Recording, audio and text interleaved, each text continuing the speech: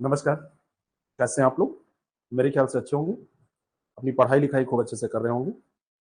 आप सभी का मैं बहुत-बहुत स्वागत करता हूँ। देखिए, कुछ बातें आपसे बिफ़ोर क्लास हमको करनी है। एक चीज़ हमेशा ध्यान रखिए, साल भर आप क्या पढ़ते हैं? बहुत सारे लोग 5 साल से तैयारी कर रहे होंगे। यकीनन आप लोग बहुत सारे लोग ऐसे होंगे, जो 5 साल से तैयारी कर रहे होंगे। बहुत सारे लोग 3 साल से तैयारी कर रहे होंगे। कुछ अभी 6 महीने पहले तैयारी शुरू किए होंगे, कुछ 1 साल पहले से तैयारी कर रहे होंगे। इन सारे लोगों को आप भले ही अलग-अलग तौर पर देखते हो, आप सोचते हो कि कोई 5 साल से तैयारी कर रहा है तो इसको बड़ा नॉलेज होगा, 3 साल से, 1 साल से और नॉलेज का ऐसे ही एक डिसेंडिंग ऑर्डर पाया जाएगा, एक अवरोही क्रम पाया जाएगा, ऐसा सोचते हो। लेकिन मैं ऐसा अगर मुझसे आप कहोगे, जहाँ-जहाँ डबल वॉइस आ रही है, वो लोग ऐप क्लोज़ करके और फिर से ऐप ओपन कर लें। उन्होंने बैकग्राउंड में 2 बार ऐप ओपन कर रखा है, इसलिए ऐसा हो रहा है। यहाँ से कोई दिक्कत नहीं है, मुझे यकीन है सारे लोगों में ऐसे जितने लोग लाइव हैं, उनमें सारे लोगों में ऐसे नहीं आ रही होगी आवाज़। आप लोग बताइए क्या डबल आ रही है? नहीं आ रही होगी, किसी एक में ऐसा हुआ होगा। मैं कहूँगा कि इन सबकी अगर ये सारे समान तौर पर सीरियस हैं, तो तैयारी में 5 गुना, 2 गुना, 3 गुना, 1 गुने इस तरीके का अंतर नहीं मिलेगा। 5 साल से इन्होंने क्या पढ़ा है, अगर इन्होंने 6 महीने से पहले पढ़ाई बंद कर दी है, यहाँ से इन्होंने ब्रेक कर दिया है, तो ये बहुत काम का नहीं रह जाता है, रिकॉल नहीं होता है। और आजकल के पेपर पैटर्न में अगर आप देखेंगे, तो सबसे बड़ी बात ये है कि पेपर पैटर्न चेंज हो रहा है। आपने भी महसूस किया होगा, सबने देखा पीसीएस का पेपर देखा आपने? आरओ का पेपर आपने देखा? तो जब पेपर पैटर्न चेंज होता है, तो पेपर पैटर्न चेंज होने में सबसे बड़ी एक समस्या ये होती है कि ये एक दंभ में रहते हैं कि हमारी तैयारी अच्छी है, लेकिन ऐसा होता नहीं है वास्तव में। क्योंकि इन्होंने जब एग्जाम मान लो पहले प्रीलिम्स मेंस पास किए थे, इंटरव्यू भी दिया था। आज का जो क्वेश्चन है वैसा नहीं पूछा जा रहा, तो 2-4 नंबर से फेल हो जाते हैं। मैं मानता हूं कि अगर 6 महीने पहले से भी कोई सीरियस था और 5 साल पहले से कोई पढ़ रहा था और 6 महीने पहले से वो नहीं पढ़ रहा था, बंद कर दिया था उसने, तो ये बेटर कंडीशन में होता है। और जब एग्जाम बिल्कुल नजदीक आ जाए, महज कुछ चंद दिन बचे, गिनने को दिन बचे, यानी महीने के अंदर, 2 महीने के अंदर, तब जो मेहनत होती है, यानी कि सारी एनर्जी को जो इतना आपने पढ़ा था, इसको इकट्ठा करके बिल्कुल नीचे एक नैरो उसमें ले जाना और एग्जामिनेशन हॉल तक इसको लेके जाना, ये जितना भी बिखराव है, जितना स्कैटर्ड ये सारी चीजें इधर हैं, उनको एक नली में लाना। आप देखते हैं जी, जब जल जो होता है वो ऐसे फैलाव के तौर पर बहा करता है, तो उसमें ताकत नहीं होती है, उसको आप बहुत दूर नहीं ले जा सकते। लेकिन उसको जब पतले पाइप में डालते हैं तो उसमें फ्लो बनता है और बहुत दूर तक जाता है। और जब कार आप वॉश कराने जाते हैं तो वो बाल्टी बाल्टी पानी नहीं डालता है, वो एक मग्गे पानी में अगर फ्लो सही हो तो बड़ी बड़ी माइलों को दूर कर सकता है। बात समझ में आ रही है? तो ये पूरा ज्ञान आपको एक पतले पाइप में लेके जाना होता है। क्योंकि पतला पाइप क्यों? क्योंकि आपके पास तो साल भर का समय था, 5 साल का, वो एक गहरा कुआं खाई था। अब पतला पाइप इसलिए क्योंकि आपके पास केवल 3 घंटे का समय होगा और उस 3 घंटे में आपको वो सब कुछ करके दिखाना है जो आपने 4 साल, 5 साल, 3 साल, 2 साल, 1 साल, 6 महीने में पढ़ा होगा। तो मेरे ख्याल से बात समझ में आई होगी कि इधर की जो 2 महीने की स्टडी है, ये बहुत ज्यादा इंपॉर्टेंट है। ऐसा आपको लगता भी होगा। अगर आपसे कह दिया जाए आपकी तैयारी पूरी है, मैं चेक करूं और लगे कि बढ़िया बिल्कुल तैयारी है, और मैं आज से कहूं आप पढ़ना बंद कर दो, क्या आप एग्जाम पास कर पाओगे? चाहे जितनी अच्छी तैयारी हो, क्योंकि इधर आप अपने माइंडसेट को वैसा नहीं कर पाओगे। एग्जाम केवल फैक्ट्स एंड कॉन्सेप्ट का गेम नहीं है। एग्जाम पास करना बहुत सारी चीजों पर निर्भर करता है, उसमें से एक सबसे महत्वपूर्ण चीज है, वो है प्रैक्टिस। एक सबसे महत्वपूर्ण चीज जो इससे भी ज्यादा इंपॉर्टेंट है, वो है रिवीजन। तो इस सेशन के माध्यम से जो आज से हम स्टार्ट कर रहे हैं, आगे 50 दिनों तक मैं आपके साथ रहूंगा, संडे को छोड़ के। तो इन 50 दिनों में मैं आपको रिवीजन कराऊंगा और इस रिवीजन के थ्रू आप प्रैक्टिस कीजिएगा। और इस प्रैक्टिस और रिवीजन के जरिए ये दो ऐसे ब्रह्मास्त्र आपके पास हैं, आप इन्हीं 50 दिनों में यकीन मानिए कटाप से 10 क्वेश्चन ऊपर जाएंगे। लेकिन ये सारे दावे मेरे बेकार हो जाएंगे अगर आप डेली क्लास नहीं करेंगे। मेरे सारे दावे बेकार हो जाएंगे। आप सोचेंगे कि अरे अब ऐसा करने से क्या होगा, पहले ही आप विश्वास तोड़ देंगे। आपको सबसे ज्यादा जो यहां पर मेहनत करनी है वो ये है कि अपने ऊपर विश्वास करना है। मेहनत तो आप करेंगे ही, आप डरे हुए हैं। डरा हुआ आदमी कुछ भी करता है। डरा हुआ आदमी कुछ भी करता है। और डरा हुआ आदमी जो है वो कई बार इसी डर में कुछ गड़बड़ निर्णय ले लेता है। कई बार डरा हुआ आदमी इसी समय टेक्स्ट बुक पढ़ने लगता है, मोटी मोटी किताबें। पता चला ज्योग्राफी नहीं आती और किसी ने बता दिया कि ये बड़ी अच्छी किताब है, महेश बाणवाल की किताब पढ़ लो। बहुत अच्छी किताब है महेश बाणवाल सर की, लेकिन क्या इन 2 महीनों में वही पढ़ के पेपर पास हो सकता है? किसी को पॉलिटी नहीं आती, किसी ने कहा कि लक्ष्मीकांत सर की पॉलिटी पढ़ो, उससे बाहर कुछ नहीं जाता। क्या लक्ष्मीकांत सर की किताब पढ़ने का टाइम है? नहीं है ना। हमको सब जिस्ट निकालना है, सारी जिस्ट निकाल के, और एग्जाम में जो इंपॉर्टेंट है, जो आने वाला है, उन चीजों को रिकॉल करके, उनको रिवाइज करके और उनको प्रैक्टिस करके हमको जाना है। ठीक है। अब बात करते हैं हम, मान लीजिए एक सिंपल से, बहुत सामान्य से चैप्टर की, ज्योग्राफी ऑफ इंडिया की हम बात करने जा रहे हैं। और ज्योग्राफी ऑफ इंडिया में एक सामान्य सा चैप्टर होता है, भारत व उसकी स्थिति। भारत व उसकी स्थिति। तो भारत और उसकी स्थिति आप सब लोग पढ़ते हैं, लेकिन जब एग्जामिनेशन हॉल में क्वेश्चन पूछा जाता है तो कई बार गलत हो जाता है, और एक दो क्वेश्चन हर एग्जाम में आता जरूर है। यहां उद्देश्य होगा, क्योंकि भारत का भूगोल पूरा पढ़ना है, तो पहला चैप्टर छोड़ा भी नहीं जा सकता, छोड़ना चाहिए भी नहीं। तो यहां उद्देश्य ये होगा कि हम पहले चैप्टर से ही स्टार्ट करें और उन चीजों को देखते चलें कि जहां से हमारा कॉन्सेप्ट भी क्लियर हो रहा है। मान लो कि हम भारत के बारे में बात कर रहे हैं और आपको भारत की स्थिति सही से नहीं पता है, तो जो फैक्ट्स होंगे उन फैक्ट्स को याद करने में भी आपको बहुत सारी दिक्कत होगी। तो कॉन्सेप्ट और फैक्ट्स दोनों हम लेके चलें। बात समझ में? तो अगर हम, आप लोग हेडिंग डालेंगे भारत की स्थिति, भारत की स्थिति एवं उसका विस्तार। जो भी क्लासेस होंगी उनका पीडीएफ हम दे देंगे। यही जो हम पढ़ाने जा रहे हैं, यही सेम पीडीएफ रात तक आप में आपकी आईडी पे, वहीं पर ऐप पर अपडेट हो जाएगा। जो ऑफलाइन के लोग हैं उनको हम ग्रुप बना के दे देंगे। तो Indian geographical extent and frontiers, ये पहला ही हमारा चैप्टर होगा। और इस चैप्टर में आपको मैं नए तरीके से, नया इसमें ऐसा कुछ नहीं होगा, मैं पड़ोसी नहीं बदल सकता, पाकिस्तान जहां है वहीं पे रहेगा। नेपाल की स्थिति श्रीलंका के पास मैं नहीं लाऊंगा, लेकिन कुछ नए तरीके से हो सकता है कुछ नई बातें भी मैं आपको बता पाऊं। नहीं तो वो सारी बातें जो पूछी जाती हैं उनको मैं आपके सामने रखूंगा।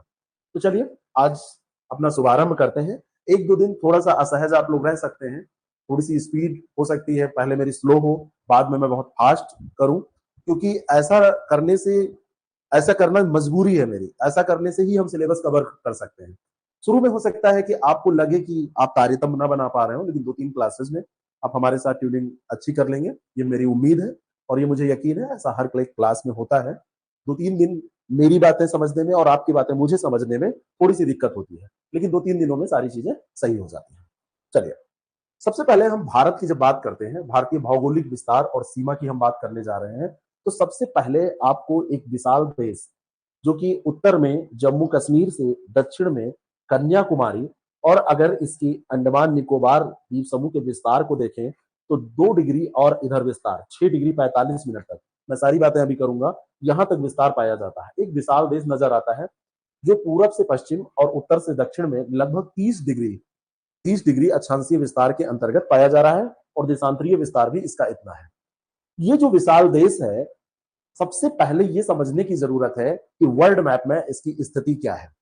बहुत छोटी छोटी बात मैं आपको बताने वाला हूं, इतनी छोटी छोटी बातें जो पूरे जीवन लोग पढ़ते हैं और ज्योग्राफी में उनकी क्लियर नहीं होती है।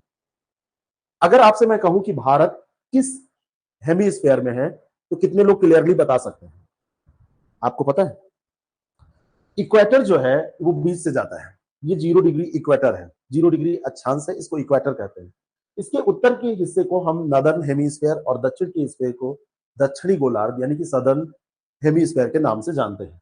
ठीक इसी तरीके से यह है प्राइम मेरिडियन, 0 डिग्री देशांतर को हम प्राइम मेरिडियन कहते हैं। प्राइम मेरिडियन का जो राइट का हिस्सा है इसको ईस्टर्न हेमीस्फेयर, और जो वेस्ट का हिस्सा है इसको वेस्टर्न हेमीस्फेयर के नाम से जाना जाता है। जब आप भारत की स्थिति के बारे में बात करते हैं, तो भारत की स्थिति यहां पर है, भारत आपका यहां पर है। अब जरा मुझे बताइए कि भारत किस हेमीस्फेयर में है? तो आपको मिलेगा भारत कहां पे? इधर वाले हिस्से में ईस्ट में, और इधर वाले हिस्से में नॉर्थ में। तो इसको क्या कहेंगे? North east hemisphere. तो भारत के बारे में जब भी बात होती है तो क्या कहा जाता है? भारत उत्तर पूर्वी गोलार्ध में है। कभी भी पूर्वी उत्तर नहीं कहा जाएगा, कभी भी पश्चिमी दक्षिण नहीं कहा जाएगा।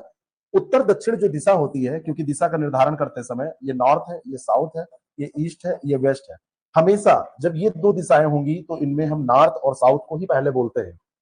पश्चिमी दक्षिण हवा कभी सुनी है? नहीं सुनी होगी, क्योंकि कहा ही नहीं जाता है। कहा जाता है दक्षिणी पश्चिमी हवा, कहा जाता है ना। ऐसे नॉर्थ ईस्ट होता है। हमारे कभी जो नॉर्थ ईस्ट कंट्रीज हैं हमारे, उनको आपने कभी ऐसा सुना है किसी को कहते पूर्वी उत्तरी? नहीं कहा सुना होगा, उत्तर पूर्वी सुना होगा, क्योंकि ये रूल है, इसको फॉलो किया जाता है। तो भारत की स्थिति कहां पर है? ईस्ट और नॉर्थ, यानी कि इसको हम क्या बोलेंगे? North east. भारत की स्थिति वर्ल्ड मैप में नॉर्थ ईस्ट हेमीस्फीयर में है। इसके बहुत सारे निहितार्थ हैं। भारत के विस्तार की जब भी हम बात करेंगे तो अक्षांश हम दक्षिण से उत्तर चलेंगे, दोनों में नॉर्थ ही आएगा। कई लोग कहते हैं दक्षिण जाते हैं तो साउथ क्यों नहीं आता है? क्योंकि वो भारत के विस्तार की बात नहीं हो रही है। बात हो रही है कि भारत वर्ल्ड मैप में कहां है। तो वर्ल्ड मैप में तो इक्वेटर से ऊपर ही है ना, तो इक्वेटर के ऊपर का जितना हिस्सा होगा क्या होगा? नॉर्थ। और प्राइम मेरिडियन के पूरब का जितना हिस्सा होगा वो क्या होगा? तो हम भारत में पश्चिम में भी जाएंगे तो हम वेस्ट नहीं बोलेंगे, देशांतरीय विस्तार में हम उसको ईस्ट ही बोलेंगे। बात समझ में आई? अब ये भारत यहां से यहां तक जो फैला हुआ है, इसको अगर हम और सही से देखें, इसके विस्तार के बारे में बात करें, इस वाले मैप पे थोड़ी सी बात अगर हम करें तो इसको आप बहुत अच्छे से समझ लेंगे। देखिए, यहां भी नॉर्थ लिखा है, यहां भी नॉर्थ लिखा है। आप सब जानते हैं भारत का विस्तार 8 डिग्री 4 मिनट उत्तरी से लेके 37 डिग्री 6 मिनट उत्तरी अक्षांश के बीच है। दोनों में उत्तरी आ रहा है ना। ऐसा मत कहिएगा कि दक्षिणी, ऑप्शन में एक दक्षिणी दिया होता है, लेकिन ये मुख्य भूमि की बात है। अगर मुख्य भूमि से अलग विस्तार देखा जाएगा तो 6 डिग्री 45 मिनट नॉर्थ है। इसको हम डिग्री पढ़ते हैं, ये जो ऊपर लगा है, और जब सिंगल ऐसे लगा देते हैं तो इसको मिनट पढ़ते हैं। और 1 डिग्री में कितने मिनट होते हैं? 60 मिनट होते हैं। 1 डिग्री में 60 मिनट होते हैं। अक्षांश रेखाएं हम वर्ल्ड ज्योग्राफी में जब डिस्कशन करेंगे, थोड़ी सी बात करेंगे, विषुवत रेखा से ऐसे ऐसे जैसे दूर हम बढ़ते चले जाते हैं, ऐसे डिग्री बढ़ती चली जाती है अक्षांश रेखाओं की। विषुवत रेखा इसके नीचे है, यानी कि विषुवत रेखा से 8 डिग्री, 1 डिग्री 111 किलोमीटर के बराबर होता है। यानी विषुवत रेखा से 8 डिग्री की दूरी का मतलब है, कोई दिक्कत नहीं, 8 डिग्री का मतलब है कि यहां से 8 गुणे 111 किलोमीटर की दूरी है। एक अक्षांश 111 किलोमीटर का होता है। तो इस तरीके से हम बढ़ते चले जाते हैं। तो ये विस्तार हो गया। पूरब से पश्चिम भारत के विस्तार को देखेंगे तो 68 डिग्री 7 मिनट ईस्ट से लेके 97 डिग्री 25 मिनट ईस्ट तक है। दोनों विस्तार को लगभग हम देखेंगे तो इसमें 30 डिग्री और ऐसे भी 30 डिग्री का विस्तार लगभग पाया जाता है, लगभग 30 डिग्री। अब एक प्रश्न आपसे यह पूछा जाता है कि जो भारत है, भारत का मुख्य भूमि का विस्तार कितना है? तो आप क्या बताएंगे?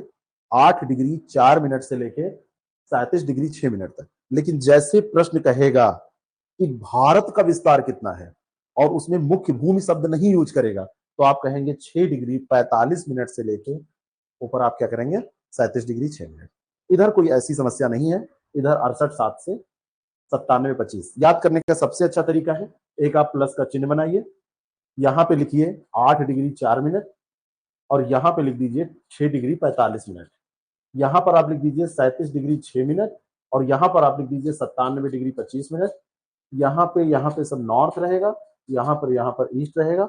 इधर आप लिख दीजिए 68 डिग्री 7 मिनट और ये भी क्या रहेगा? ईस्ट रहेगा। और ये हमेशा के लिए दिमाग में बिठा लीजिए, कभी भी ये सवाल आपका गलत नहीं होगा। लैंग्वेज सही से पढ़िएगा, ठीक है। भारत के बारे में थोड़े से इंट्रोडक्शन की अगर हम बात करें, थोड़ा सा इंट्रोडक्शन ले, तो भारत विश्व स्तर पर 7वां बड़ा देश है। नोट करते चले जाइए, 7वां बड़ा देश है। भारत जो है एक अलग भौगोलिक इकाई के तौर पर जाना जाता है। भारत की अपनी एक विशिष्ट स्थिति है, इसीलिए भारत को एक महाद्वीप के तौर पर भी जाना जाता है, ठीक है। रिपीट नहीं होगा, एक बार में नोट करना होगा क्योंकि ये क्रैश कोर्स है, टाइम बिल्कुल नहीं है। भारत 7वां स्थान रखता है एरिया के लिहाज से। एरिया के लिहाज से 7वां बड़ा देश है। 7 बड़े देश, यानी कि आप देखेंगे शुरू में 7वां, ऊपर के जो 6 देश हैं उनको भी हमको देखना है। लेकिन उसके पहले हम एक चीज और देखेंगे। भारत जो है, ये जो भारत का पूरा विस्तार है, यहां पर देखिए, ये जो भारत का पूरा विस्तार है, यहां से लेके ये पूरी स्थिति आप देखेंगे, ये वाली, तो ये कैसी सीमा है जरा बताइए हमको, ये कैसी सीमा, इसको क्या बोलेंगे जो मैंने घेरा है? उत्तरी सीमा नहीं है, इसको हम बोलते हैं भूमि सीमा। भूमि सीमा, और भूमि सीमा की लंबाई कितनी है? 15,200। और ये वाली जो सीमा हमारी है, यहां से शुरू होती है, यहां से शुरू होती है और इस तरीके से जाती है। ये जो बता पाएगा मैं मानूंगा कि उसने ज्योग्राफी पढ़ी है। नहीं, आप बताइए, आप लोग बताइए। ठीक है, वो कोस्टल है, तटीय सीमा है। जितना मैंने अंडरलाइन किया है, इस तटीय सीमा की लंबाई जो बताएगा मैं मानूंगा उसने ज्योग्राफी पढ़ी है। 6100, वेरी गुड। ये कितनी है? 6100, बहुत अच्छे, ऐसे ही पढ़ना है। जब इसमें हम इसको इधर की जो द्वीप है उनको जोड़ देते हैं, तब ये कितनी होती है? 7516।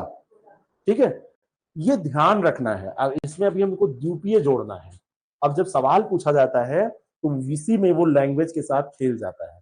7516 कब आंसर लगाना है? जब द्वीपीय स्थिति टोटल पूछेगा, और अगर पूछ लेगा केवल मुख्य भूमि की, तब क्या लगाना है? तब केवल 6100 किलोमीटर ही लगाना है। बात समझ में आई? अगर आपसे पूछे मुख्य भूमि का विस्तार अक्षांशीय और देशांतरीय लगभग कितना है, स्टेटमेंट में दे दे 30 डिग्री, लगभग 30 डिग्री, यहां से यहां तक 30 डिग्री, यहां से यहां तक 30 डिग्री। लेकिन इन दोनों में देखा जाए तो लंबा कौन सा है? उत्तर से दक्षिण लंबा है कि पूरब से पश्चिम लंबा है? भारत उत्तर से दक्षिण लंबा है। कितना लंबा है? उसकी लंबाई कितनी है? कितनी है?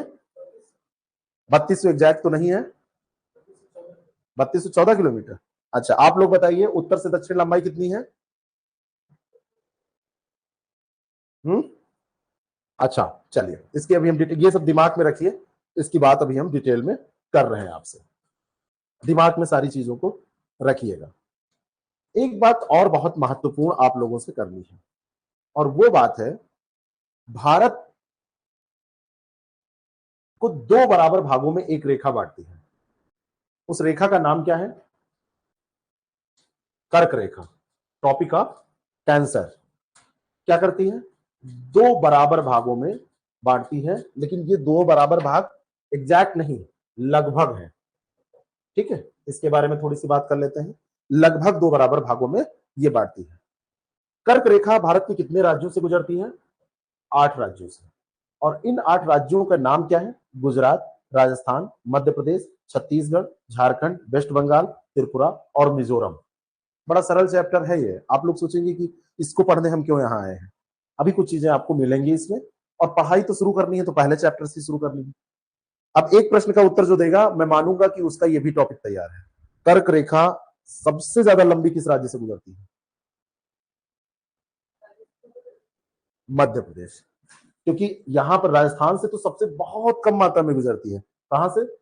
यहां से। ठीक है, अच्छा, अब कितने लोगों को पता है कि मध्य प्रदेश में कौन सा स्थान है जहां निर्धारण किया जाता है कर्क रेखा का, कि कर्क रेखा यहां से गुजर रही है? हर स्टेट का एक स्थान है। ठीक है, नोट करिएगा। गुजरात में जसदन, गुजरात में जसदन, राजस्थान में कालिंजर, कालिंजर, कालिंजर, मध्य प्रदेश में शाजापुर,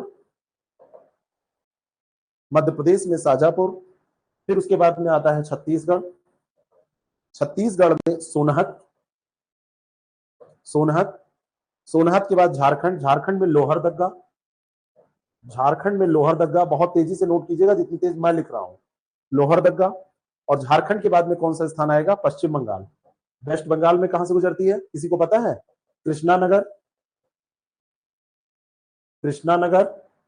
और एक स्थान अभी दो बचे हुए हैं, एक त्रिपुरा और एक मिजोरम। त्रिपुरा, और त्रिपुरा के बाद में मिजोरम। त्रिपुरा में ये गुजरती है कहां से? उदयपुर से। अब आप सोचेंगे उदयपुर राजस्थान में है, लेकिन ये यहां पर है। उदयपुर। और मिजोरम में जो गुजरती है वो कहां से गुजरती है? चंफाई से। मिजोरम में कहां से गुजरती है? चंफाई से। अब अगर आज तक सवाल ये नहीं पूछा है और आपसे पूछ लिया, ये सवाल ये नहीं पूछेगा कहां से निर्धारित किया जाता है, ये स्थान पूछ लेगा कि कौन सा स्थान कहां पर है। पूछ लेगा कि नहीं पूछ लेगा? क्योंकि इस चैप्टर के सारे सवाल पूछे जा चुके हैं, तो मुझे लगा कि ये बहुत ज्यादा इंपॉर्टेंट है। तो ये 8 राज्य, और इन 8 राज्यों का क्रम आपको याद रखना है कि कौन सा पश्चिम है, कौन सा पूरब है, ये आपको पता है, सीधा क्रम यही है। इसमें एक सवाल सबसे महत्वपूर्ण क्या बनता है कि पूर्वोत्तर के मिजोरम और त्रिपुरा के अलावा और राज्य दे दिए जाते हैं, मेघालय देगा तो आपसे पूछ लेगा, तो आप मैत्री याद रखिए, बाकी तो सब आपको याद रहेगा। यहां पर मैत्री याद रखिए, त्रिपुरा और मिजोरम, मित्री याद रखिए कि मिजोरम और त्रिपुरा ही है, मणिपुर नहीं है, मेघालय नहीं है। यहां से सवाल बनेगा, इसी समय तैयार कर लीजिए, बाद के लिए कुछ मत रखिएगा प्लीज। बाद में कुछ होता ही नहीं है। आपने एग्जामिनेशन हॉल में क्वेश्चन गलत कर दिए तो क्या बाद में घर पे आके सही कर लेंगे? बताइए राम, सही कर लेंगे? तो यहां कैसे बाद में होगा? एग्जामिनेशन हॉल में गलत हो गए तो कहना चलो ठीक है, मैं घर पे चलते हैं सही कर लेते हैं, नहीं होता है ना। तो बाद के लिए कुछ नहीं, ये चीज आप ध्यान रखिएगा। तो आपसे अगर कोई पूछे कि चंपाई कहां पर है, तो मिजोरम में। सुमेलित करने में सवाल पूछा जा सकता है, ठीक है, ये ध्यान रखिएगा। अब थोड़ा सा अगर हम और डिटेल में बात करें, आकार विस्तार हमने देख ही लिया, मुख्य भूमि की भी बात कर ली हमने। अगर हम थोड़ी सी आपसे कहें कि थोड़ा सा और डिटेल में आपको अगर जानना हो, तो देश का सबसे दक्षिणतम बिंदु कौन सा है, कौन सा आप बताओगे? इंदिरा कॉल आएगा, और मैं कहूं कि पिग्मोलियन पॉइंट है। ठीक है, कॉल जो है वो उत्तरतम है ना, और पॉइंट जो है वो दक्षिणतम है। अगर मैं कहूं पिग्मोलियन पॉइंट है तो आप कहेंगे ठीक है, कोई बात नहीं, दोनों सेम है, दोनों सेम है, चाहे पिग्मेलियन पॉइंट कहिए और चाहे इंदिरा पॉइंट कहिए, but not Indira call. Indira call northern most है और ये सदर्न मोस्ट है। लेकिन यहां पर भी एक ग्लिच है, वो ये है कि अगर आपसे पूछे कि मुख्य भूमि में सबसे दक्षिणतम, तो आप कहेंगे कन्याकुमारी। इसी समय नोट करिए और इसी समय लर्न करिए, अगर आपको आता नहीं है तो मुख्य भूमि में, मेन लैंड में कन्याकुमारी, पूरे भारत में सबसे दक्षिणतम इंदिरा पॉइंट, सबसे उत्तरतम इंदिरा कॉल, सबसे उत्तरतम इंदिरा कॉल। ठीक है, अब यहां पर हम वो बात करने जा रहे हैं जो मैंने आपसे पूछी थी। इंदिरा कॉल से कन्याकुमारी के बीच की दूरी किसी को पता है? यही दूरी है क्या? 3214 किलोमीटर। मैंने उस समय इसीलिए नहीं बताया था, ठीक है। और इधर से आप शुरू करेंगे, कक्ष का रन आएगा, और कक्ष के रन से शुरू करके जब यहां तक आप जाएंगे, सीधी रेखा खींचेंगे, ये दूरी किसी को पता है? ये है 2933 किलोमीटर, 2933 किलोमीटर, 2933 किलोमीटर। तो एक सवाल स्टेटमेंट में पूछा गया एक बार, कि यूपीएससी में पूछा गया कि भारत का उत्तर से दक्षिण विस्तार दक्षिण से पूरब से पश्चिम के विस्तार से कम है, तो ये स्टेटमेंट गलत हो जाएगा, गलत हो जाएगा ना, क्योंकि उत्तर से दक्षिण विस्तार जो है वो ज्यादा है। बात समझ? और ये डेटा भी आपको याद रखना है। बात समझ में आ गई? अच्छा, भारत का यही क्षेत्रफल हम देख लेते हैं। एरिया जो हमने कहा था 32.8 लाख वर्ग किलोमीटर, इसको और हम क्या लिख सकते हैं? 3.28 मिलियन वर्ग किलोमीटर। क्या सही है? हुँ? हाँ, 3287 वनडे एग्जाम में कभी कभी ऐसे पूछता है, लेकिन अगर यहाँ इतना भी ध्यान रखेगा, अब थोड़ा सा स्मार्ट हो रहा है, अब चैट जीपीटी का जमाना है, मिलियंस में डेटा देने लगा है, तो 3.28 मिलियन अगर कहेगा तो कंफ्यूज नहीं होना है, ये 32.8 ही कह रहा है, कोई इसमें अंतर नहीं है। सही है ना? कोई डाउट? जहां पर कोई डाउट होगा पूछ लीजिएगा। और जो हैंड रेज किए हैं, अंकिता बताइए, बताइए क्या दिक्कत है? आंसर देते समय हैंड रेज नहीं करना है, जब मैं कहूंगा तब आपको आंसर देते समय करना है। बाकी वैसे ये सोनू आपने क्यों किया है, आप भी बताइए। प्रश्न अपने टाइप कर दीजिए, लास्ट में मैं आपके सारे लोगों के प्रश्न लूंगा, ठीक है ना? बताइएगा, ठीक है। चलिए, अब हम आगे बढ़ते हैं। इसका एरिया इतना है, और इस एरिया के लिहाज से भारत जो है वो 7th कंट्री है ना? क्या शुरू के कंट्री आपको पता है कौन कौन से हैं? एरिया के लिहाज से सबसे बड़ा कंट्री कौन सा है? कौन सा है? रशिया। मैं उसको आपको दिखा रहा हूं, सबसे बड़ा कंट्री है रशिया।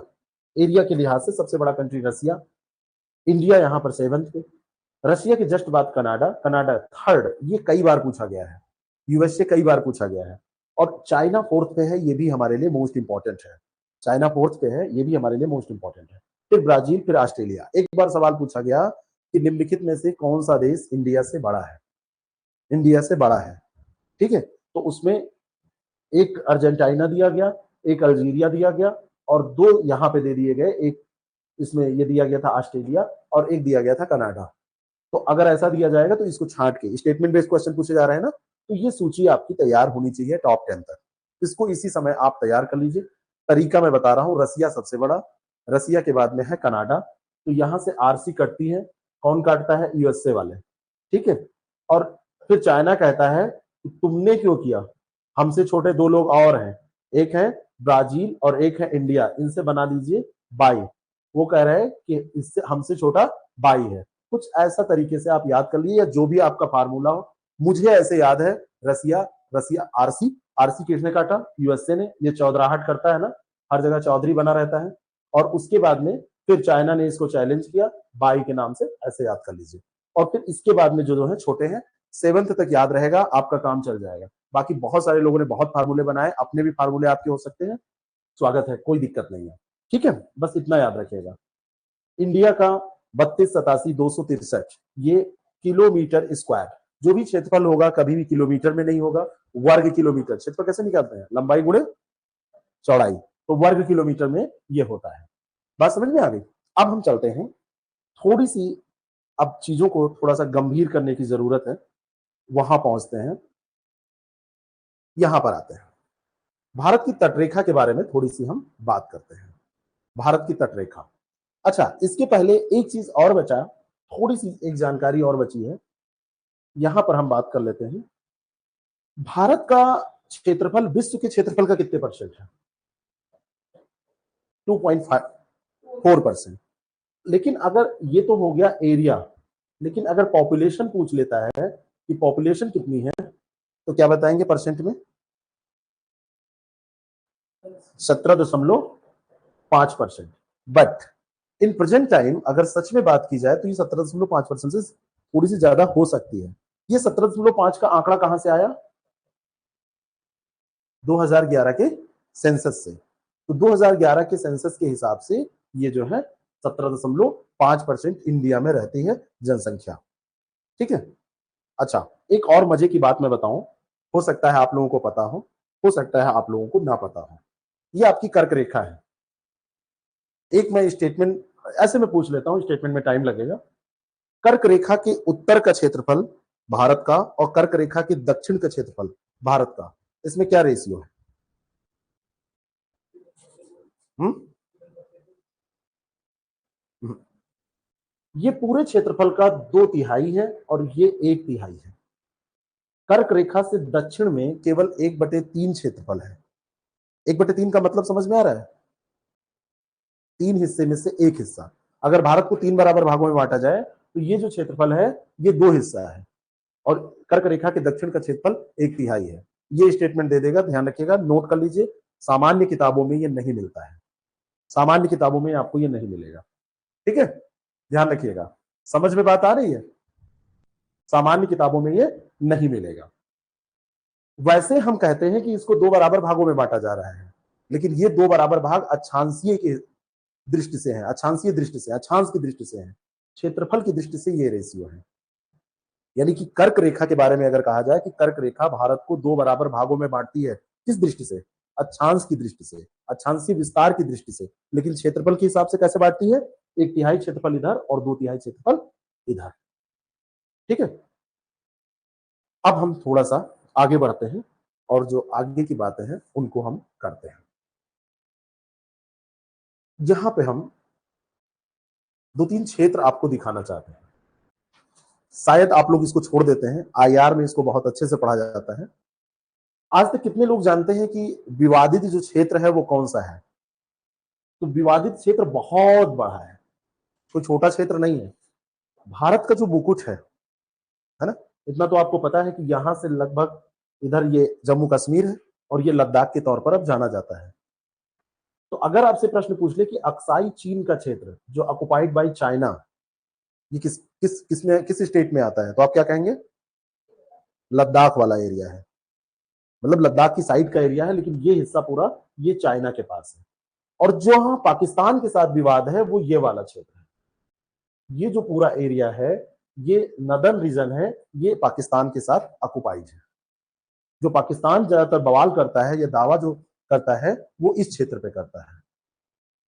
तो मुख्य अतिथि ही लेट में आएंगे, है ना, तो मतलब उस दिन ठीक है। तो ये वाला जो एरिया है, ये क्योंकि देखिए अभी क्या रहा है, इधर विवाद रहा है, बहुत ज्यादा विवाद रहा है भारत पाकिस्तान के बीच में, और पता चला एग्जाम पेपर सेट कर रहा है कोई एग्जामिनर, और उसकी नजर यहां पर गई, तो उसने सोचा कि चलो बना देते हैं एक क्वेश्चन।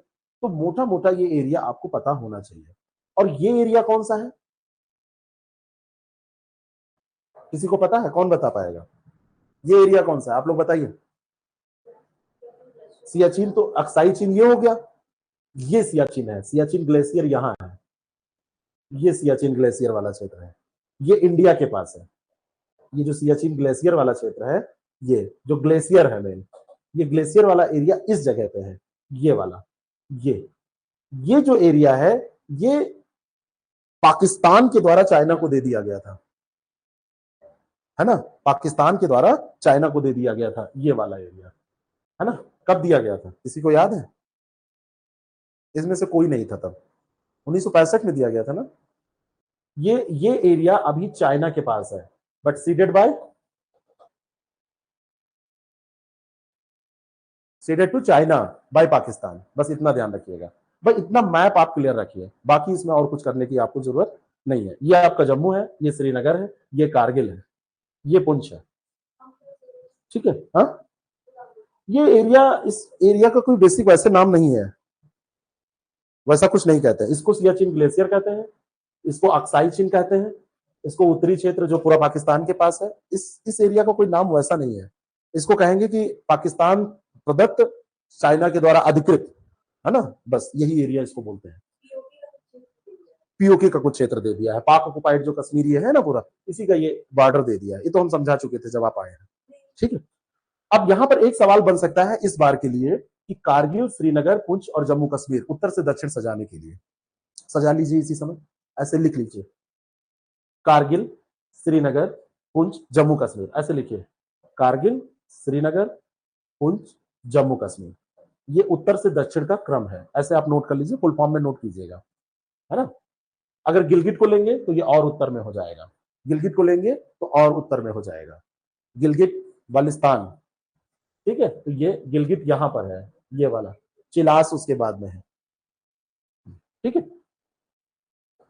कारगिल, श्रीनगर, पुंछ, जम्मू, ठीक है। ये मेरे हिसाब से कहीं नजर गई तो ये सवाल पूछा जा सकता है।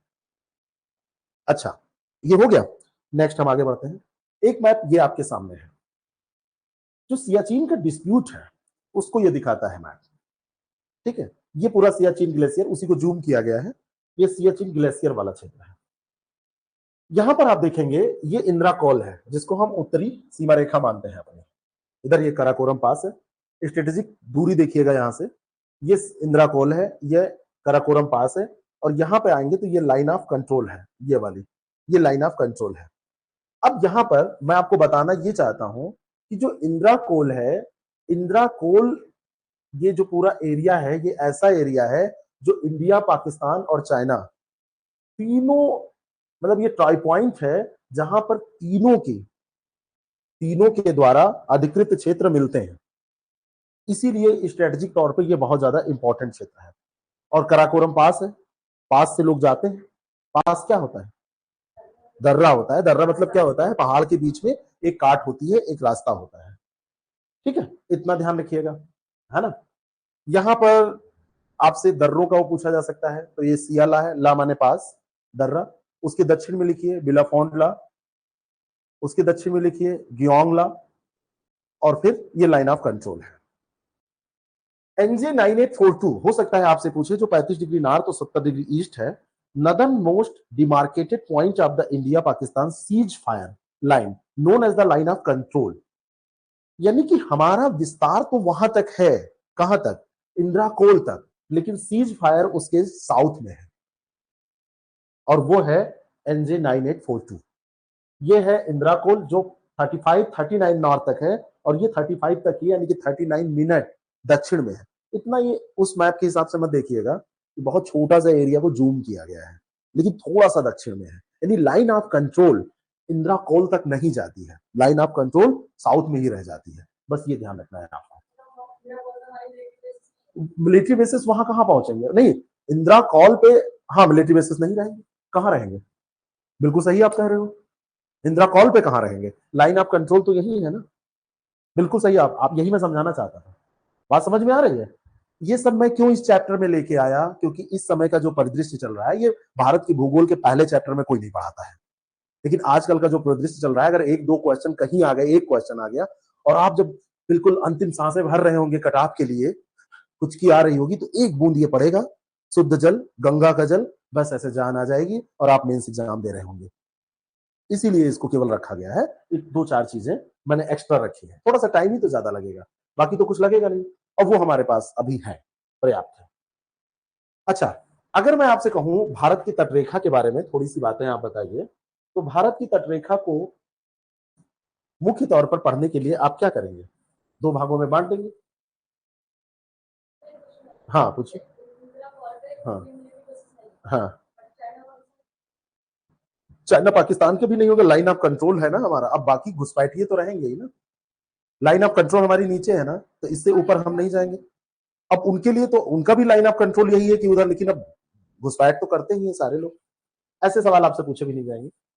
थोड़ी सी बात हम यहां पर करते हैं भारत की तटरेखा के बारे में, जैसे सीमा की बात हमने की थी, भूमि सीमा यहां से शुरू होती है, यहां पे आके खत्म हो जाती है। भारत की तटरेखा को अगर हम बांटे तो दो भागों में बांट सकते हैं, एक पश्चिमी और एक पूर्वी, मुख्य तौर पर ये दो भागों में हम बांट सकते हैं।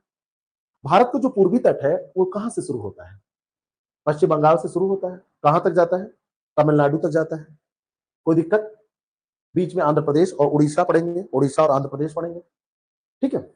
लेकिन अध्ययन की सुविधा की दृष्टि से अगर हम इसको देखें, तो सबसे उत्तर वाले तट को, जो चिल्का लेक से शुरू होता है, लेक चिल्का यहां से शुरू होगा और यहां तक आएगा कोलेरू लेक तक। कोलेरू लेक की लोकेशन कहां है, इसी जगह की कहीं होगी, इसको आप लिखिए उत्कल तट, नोट करिए तुरंत उत्कल तट, और यहां पे लिख लीजिए आगे चिलिका से कोलेरू, तुरंत नोट करिए बहुत तेजी से, चिलिका से कोलेरू, कोलेरू, चिलिका से कोलेरू, ठीक है। दूसरा, यहां से शुरू होगा और जाएगा कोलेरू झील से पुलिकट झील तक, इसको हम क्या कहेंगे, आंध्र तट, आंध्र तट, ये क्या होगा, अब ये कोलेरू से पुलिकट तक जाएगा, कोलेरू टू पुलिकट, कोलेरू टू पुलिकट, और सबसे नीचे आप आएंगे तो यहां से यहां तक इसको बोलते हैं कोरोमंडल तट, कोरोमंडल तट, यानी कि ये कहां से, पुलिकट से शुरू होगा और पुलिकट से कहां तक जाएगा, कन्याकुमारी तक, पुलिकट से शुरू होगा और ये पुलिकट टू कन्याकुमारी, कन्याकुमारी, इन तीनों का क्रम आपसे पूछा जाता है, ठीक है। अच्छा, आंध्र तट पर अगर पूछा जाए तो कौन सी नदी का बेसिन होगा, किस नदी का होगा, तो ऐसे नहीं, कृष्णा और गोदावरी दोनों, केवल गोदावरी नहीं, केवल कृष्णा नहीं, नोट करिए कृष्णा और गोदावरी। उत्कल तट पर कौन सा होगा, कौन सी नदियां पाई जाएंगी यहाँ पे, एक तो महानदी गिरेगी, और कौन सी गिरेगी, यहां सबसे ज्यादा धान कहां पैदा होगा, मैं कॉन्सेप्ट आपको बता रहा हूं, गोदावरी उत्कल पे कहां है, मैं यहां आंध्र पे बता चुका ना, मैं पहले आंध्र पूछ चुका हूं ना, सबसे ज्यादा धान कहां पैदा होगा, उत्कल वाला तट, तट के हिसाब से पूछ रहा हूं ना, तो इस एरिया में सबसे ज्यादा गिरेगा। हाँ, उत्तरी सरकार इसी को बोलते हैं, जब दो भागों में ऐसे हम बांट देते हैं तो इसी को उत्तरी सरकार बोलते हैं, ठीक है। अच्छा, एक बहुत महत्वपूर्ण प्रश्न मैं आपसे पूछने जा रहा हूं, इसमें से कौन सा तट है जो गर्मियों में शुष्क रहता है लेकिन सर्दियों में यहां पर वर्षा होती है, कोरोमंडल तट, वेरी गुड, कोरमंडल तट, नोट कर लीजिए, तो गर्मियों में शुष्क रहता है, लेकिन सर्दियों में यहाँ पर वर्षा होती है। और वर्षा का कारण कौन सा मानसून होता है? उसको क्या, कौन सा मानसून बोलते हैं? उत्तर पूर्वी। उत्तर पश्चिमी नहीं, उत्तर पूर्वी। उत्तर पश्चिमी कोई मानसून ही नहीं होता। दक्षिण पूर्वी वो होगा पश्चिमी या उत्तर पूर्वी, तो उत्तर पूर्वी ये होगा। ठीक है, बात समझ में आ गई? यहां से यहां तक को ये उत्तरी सरकार, इन दोनों को उत्कल और आंध्र को मिला देंगे तो ये उत्तरी सरकार बन जाएगा। अब जैसे सामान्य बुक आप पढ़ेंगे तो ये विभाजन आपको नहीं मिलेगा, लेकिन हो सकता है वो सामान्य ना पूछे। चलिए अब हम इधर पश्चिम में आते हैं।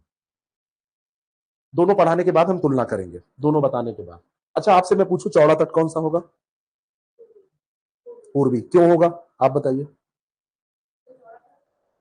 पूर्वी तट चौड़ा क्यों होगा, आप लोग बताइए। इन्होंने कहा कि पूर्वी तट चौड़ा होता है पश्चिमी तट की अपेक्षा। क्यों होता है? यहाँ की नदियां डेल्टा बनाती हैं, यहाँ की नदियां डेल्टा नहीं बनाती। यूपीएससी का सीधा यही प्रश्न, यही प्रश्न डिक टू यही पूछा गया। बस सही से पढ़ने की जरूरत है, प्रश्न बड़े सरल आते हैं, कॉन्सेप्ट आपका क्लियर होना चाहिए। ठीक है, पश्चिमी तट पे हम चलते हैं। पश्चिमी तट सबसे पहले यहां से हम शुरू करते हैं। कच्छ से लेके एक काठियावाड़ तक का तट पाया जाता है।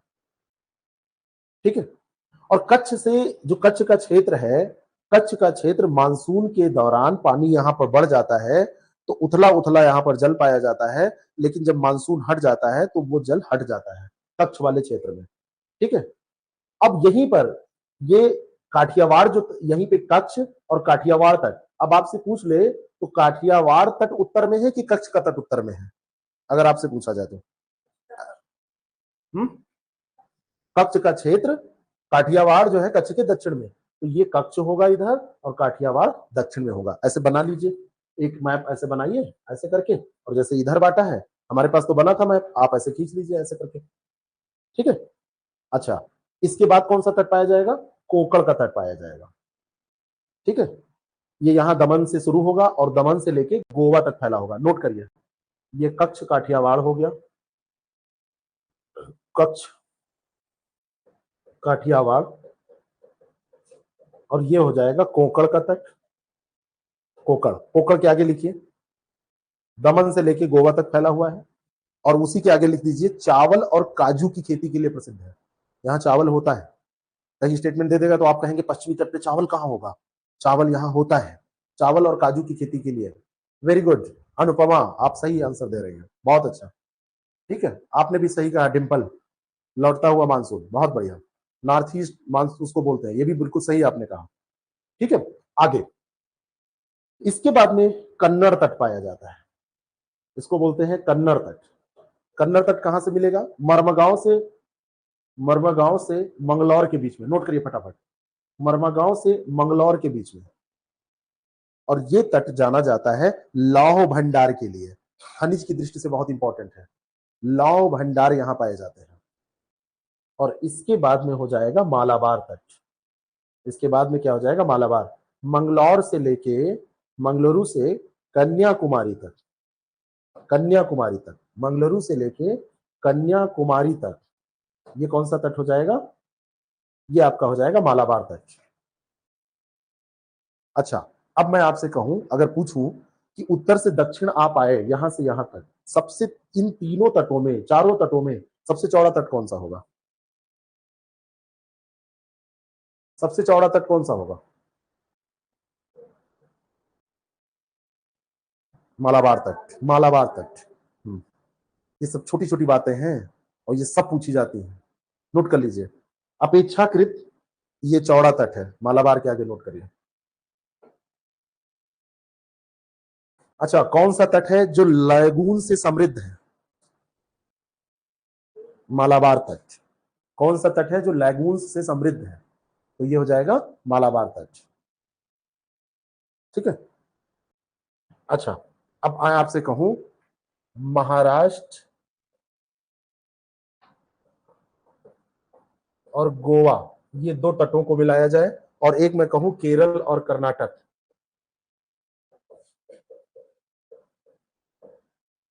इनको मिलाया जाए, इन दोनों तट को, तो अब बताइए महाराष्ट्र गोवा मिला के कौन सा तट बनेगा?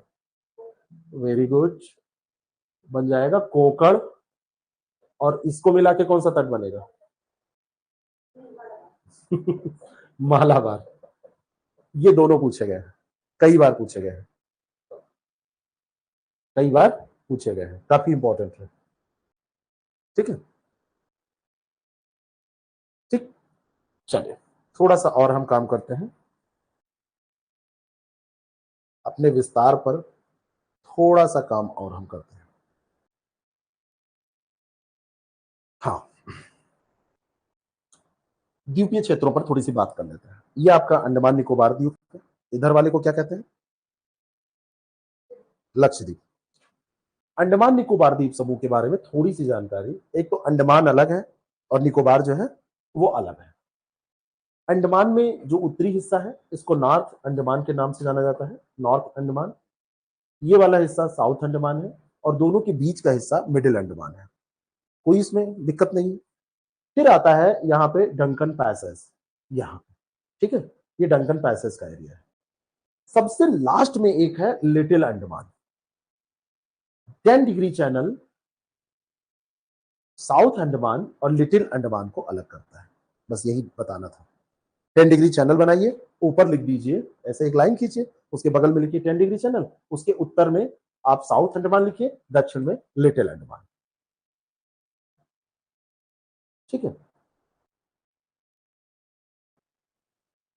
और उसके नीचे आप ये बना लीजिएगा कि ग्रेट निकोबार है, और जो इंदिरा पॉइंट है वो किस पे स्थित है?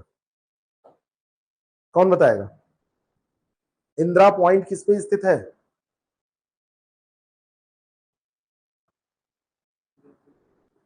निकोबार पे तो है, लेकिन निकोबार में कौन सा निकोबार? ग्रेट निकोबार तो ऊपर वाला है, पूरा है ग्रेट निकोबार। ग्रेट निकोबार को बांटते हैं किसी भाग में?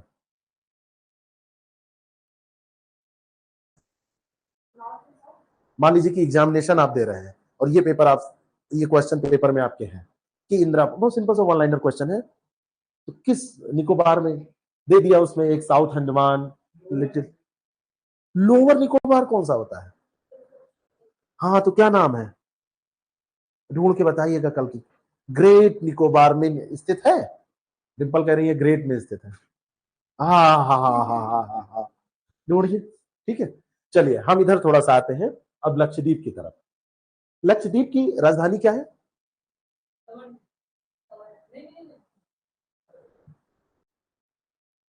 अरे ये सब अधिकार गृह मंत्रालय को है, आपको थोड़ी ना जब जब मनो कर दो। ग्रेट निकोबार में ही है, देखो किसमें है, देखो साउथ दिया है ना। हाँ,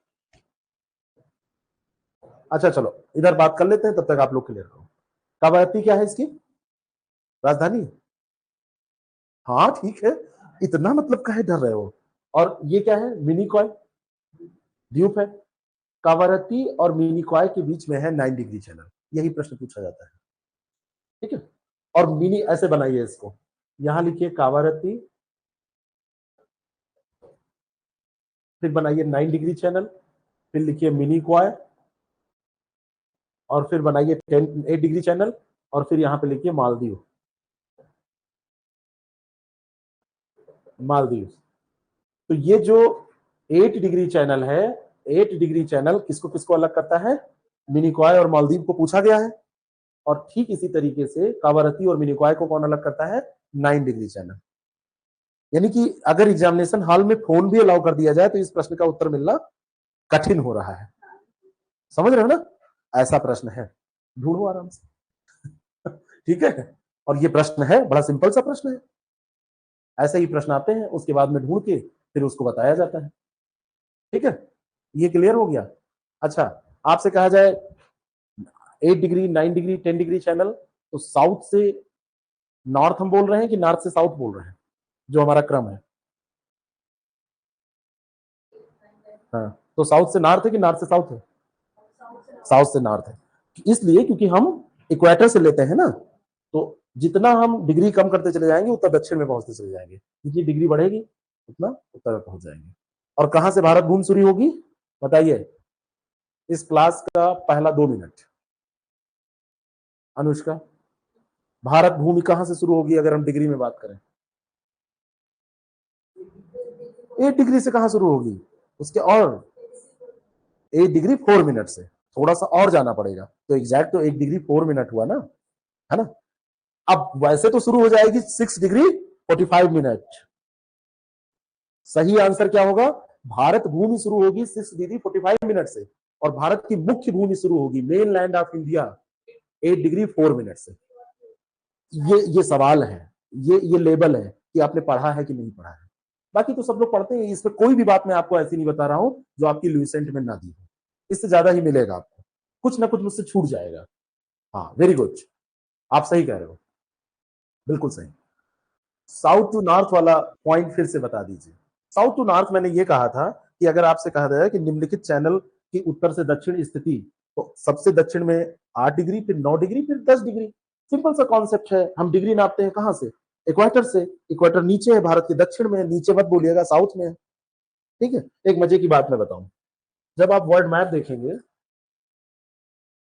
ये वाला मैप, तो हमारे एक सीनियर हैं, अभी वो प्रशासनिक सेवा में है, यूपी यूपी कमीशन से सेलेक्ट है, अच्छी पोस्ट में है डिस्ट्रिक्ट लेवल पे, ना नाम बताना उचित है और ना उनका पद बताना उचित है। उन्होंने एक बार, मैं क्लास कर रहा था उन्हीं के साथ में, तो उन्होंने सर से, जो पढ़ा रहे थे हम लोगों को, उनसे बहस कर लिया। उन्होंने कहा जब उत्तर अमेरिका के नीचे दक्षिण अमेरिका लटका हुआ है, दक्षिण में है, तो ये लोग जिंदा कैसे हैं, इनका दबाव इतना क्यों नहीं पड़ता है कि ये मर जाए सब। और सर समझा रहे थे कि ये लटका नहीं हुआ है, ये मैप में लटका हुआ है। तो कहते तो सर, तो अगर लटका नहीं आप बता रहे बगल में है, तो उसको बगल में क्यों नहीं दिखाया गया। और उन्होंने लगभग इस क्वेश्चन पे, मतलब क्लास में उन्होंने रोक दिया, उसके बाद में बहुत देर तक जाके जो ऑफिस था, ऑफिस में बैठ के बहस किया उनसे। आज वो सेलेक्ट हैं, प्रॉपर ऑफिसर हैं। मेरे केवल कहने का मतलब ये है कि ऐसे ऐसे लोग सेलेक्ट हो जाते हैं, तो आप लोग तो काफी बुद्धिमान है ना, तो अपने को कभी कम मत आंकिए। बस केवल होता क्या है कि आप एग्जामिनेशन की रिक्वायरमेंट पूरी कर पा रहे हैं कि नहीं। एग्जामिनेशन की रिक्वायरमेंट पूरी, आप सेलेक्ट, देखने में आप कैसे हैं, कहां से आप बिलोंग करते हैं, आप क्या खाते हैं क्या पहनते हैं, उससे कोई मतलब नहीं है, उसके बाद का लोग देखेंगे, ठीक है। तो ऐसे ऐसे लोग सेलेक्ट हैं, है ना। उन्होंने कहा, एक प्रश्न और मुझे याद आ रहा है, उन्होंने कहा कि सर समुद्र में चक्रवात आ सकता है, तो तालाब में चक्रवात क्यों नहीं आता है। तो सर ने कहा, मतलब सर बोल दिए थे वाटर बॉडी होनी चाहिए चक्रवात के लिए, तो उन्होंने कहा तालाब भी तो वाटर बॉडी है, तो ये तो कोई नहीं गलत कह सकता कि वाटर बॉडी तालाब है, तालाब भी वाटर बॉडी है। लेकिन उन्होंने कहा तालाब में चक्रवात क्यों नहीं आता है, तो उन्होंने कहा ऐसी परिस्थितियां नहीं उत्पन्न हो पाती, तो अगर छोटा है, आए तो छोटा ही चक्रवात सही। आज वो ऑफिसर है, उन्हीं की बात मैं कर रहा हूँ। तो आप लोग बहुत बुद्धिमान हैं, आप लोग बन जाएंगे, ठीक है ना। चलिए अब हम थोड़ी सी बात कर लेते हैं मानक समय पे, है ना। कोई वो नहीं है, सेलेक्ट होना ज्ञान का भी कोई वो नहीं है, ये सब सच्चे वाक्य हैं, कोई मैं सब प्रारब्ध प्रारब्ध है। चलिए हम डेडलाइन पे बात करते हैं। सबसे पहला प्रश्न इसमें पूछा जाता है कि भारत की जो आईएसटी है, इंडियन स्टैंडर्ड टाइम है, वो किससे निर्धारित होता है भारत का, तो वो 82.5 डिग्री। चाहे इसको वैसे लिखना ऐसे ही चाहिए, लेकिन गलत रूप में इसको ऐसे भी लिख दिया जाता है, वैसे सही यही हुआ। इस 82.5 का मतलब तो 82.5 भी हुआ, लेकिन अब लिखा जाता है तो कोई दिक्कत नहीं है। तो ये क्या है, ईस्ट होगा, ईस्ट ही होगा ना, भारत तो ईस्ट में ही है, शुरू में ही बताया उत्तरी गोलार्ध और पूर्वी गोलार्ध में है, तो ये इसके द्वारा निर्धारित किया। ये कहां से गुजरती है, दो फैक्ट है इसके बारे में। पुरानी किताबों में आपको नैनी मिलेगा, नैनी प्रयागराज में है। वर्तमान किताबों में इसको बताया जा रहा है कि शिफ्ट करके मिर्जापुर कहा जा रहा है, तो ये मिर्जापुर ध्यान रखिएगा, हमने मिर्जापुर यहाँ पे मेंशन किया है। भारत के 5 राज्य हैं जहां से ये होकर गुजरती है, उत्तर प्रदेश, मध्य प्रदेश, छत्तीसगढ़, उड़ीसा, आंध्र प्रदेश। क्रमवार इसको ध्यान रखिएगा। 82.5 डिग्री का मतलब है कि ये प्राइम मेरिडियन से 1 2 3 4 5 5 6 7 ऐसे करते आएंगे, तो 82.5 डिग्री ईस्ट में है। 15 डिग्री चलने पे, 15 डिग्री पे 1 घंटे का समय जो है, ये क्या होता है, 1 घंटे का समय बढ़ जाता है अगर हम दाहिने बढ़ते हैं। अगर हम इधर जाते हैं तो प्लस होता है समय, और अगर हम इधर जाते हैं तो माइनस होता है। किससे, यह है प्राइम मेरिडियन, है ना, प्राइम मेरिडियन से, जो कि 0 डिग्री है। ग्रीनविच, ग्रीनविच में लैबोरेटरी थी, इसीलिए उसका नाम रखा गया। एक एक घंटे 15 डिग्री, और ये कितना है, 82.5 डिग्री। यानी कि 82.5 डिग्री को अगर हम 15 से डिवाइड कर दें तो 5 बार सीधा चला जाएगा, फिर आधा, यानी 5.5 घंटा। और इंडिया क्योंकि ईस्ट में है, और मैंने कहा ईस्ट में जाने पे ये बढ़ता है ना, तो हम क्या लगाते थे 5.5 के आगे प्लस। तो चाहे आप इसको ऐसे लिख दीजिए 5 घंटे 30 मिनट, और चाहे ऐसे लिख दीजिए। तो हमारे फोन में, कंप्यूटर में, लैपटॉप में जब टाइम सेट करते हैं तो इंडिया का टाइम क्या दिखाता है, +5:30। ठीक है। अब इस पे कई एप्लीकेबल सवाल आपसे पूछे जाते हैं। इंडिया को का आपको पता है। अब कहा जाएगा इंडिया में जिस समय सुबह के 6 बजे हैं उस समय 180 172 डिग्री पूर्वी देशांतर पर स्थित एक जगह पर कितने बजेंगे। तो आप सीधा क्या करेंगे, 172 में से 82.5 को घटा देंगे, घटाएंगे ना, 82.5 को घटा देंगे तो ये बचेगा 0.5, ये 9 आ जाएगा, और यहाँ पे बचेगा 8। ठीक है। इसको आपने घटा दिया, घटाने के बाद में इसको आप डिवाइड कर देंगे 15 से, 15×5 = 75, 15×6 = 90। 6 घंटे से आधा कम होने का मतलब क्या है, कौन बताएगा, 2 मिनट कम। अच्छा, एक चीज बताना रह गया, बताइए इरम, ये 15 डिग्री 60 मिनट के बराबर है ना, तो 1 डिग्री किसके बराबर हो जाएगा, 4 मिनट के। यहां पर आधा डिग्री कम है, तो आधा डिग्री कितने बराबर हो जाएगा, 2 मिनट के। तो यानी 5 घंटे 58 मिनट आगे। तो अगर भारत में सुबह के 6 बजे होंगे तो वहां पे 11:58 हो जाएंगे। हो जाएगा न्यूमेरिकल, कर लेते हैं ना आप सब लोग, कर लेते हैं। अनुष्का, क्या समझ में आया, नहीं समझ में आया तो बैठ के नोट करो, समझ लो। ये सब पीडीएफ में दे दूंगा आप लोगों को, ये जितना मैं लिख रहा हूं ये सब ऐसे शेयर कर दूंगा। रिवीजन के लिए से फटा 5 मिनट में पूरी क्लास रिकॉल हो जाएगी कि ये बताए थे, ये बताए थे। अगर आज ही देखोगे तब 3 दिन बाद कुछ नहीं याद आएगा, मुझे नहीं याद आएगा। ये सब ऐसे होते, स्वालिखा तो सोना बादशाह थी, 5 दिन बाद मुझे ही कुछ नहीं याद आएगा। ये हो गया ना। तीसरी चीज यहां से एक सवाल और आपसे बन सकता है कि भारत का जो विस्तार है पूरब से पश्चिम देखा जाए लगभग 30 डिग्री का है। 30 डिग्री का मतलब कितने घंटे हो गए, लगभग बताइए, 2 घंटे हो गए, 2 घंटे हो गए ना। 30 डिग्री 15 डिग्री में एक है ना, तो भारत का विस्तार यहां से लेके यहां तक कितना है, 30 डिग्री। यानी कि यहां से यहां तक समय का अंतर कितना पाया जा रहा है, 2 घंटे का। जब यहां सूरज उगेगा उसके कितनी देर बाद यहां उगेगा, 2 घंटे बाद। तब जब अभी क्लास में, तो अब फिर से कर रहे हैं, फिर से तो 2 घंटे बाद यहां उगेगा। अब भारत तो एक ही है, भारत में तो टाइम एक ही यूज होता है, तो समस्या होती है। हालांकि असम में चाय जो बागान होते हैं उनका अपना एक अलग टाइम अंग्रेजों ने शुरू किया था, क्योंकि यहाँ सुबह जल्दी हो जाती थी तो कहते थे जल्दी जल्दी काम करा लो। लेकिन फिलहाल हमारे यहाँ जो टाइम जोन है वो एक ही है। भारत का विस्तार इतना है, ज्यादा से ज्यादा 5-10 सालों में 2 टाइम जोन हो जाएंगे। अगर कोई इनोवेटिव व्यक्ति बैठा गद्दी पे, ठीक ठाक सिफारिश रिकमेंडेशन हुआ, तो 2 टाइम जोन होंगे, तो कोई एक यहाँ होगा, एक कोई यहाँ हो जाएगा, इस तरीके से, है ना। वर्ल्ड ज्योग्राफी जब हम पढ़ेंगे तो उसमें टाइम जोन की बात हम करेंगे।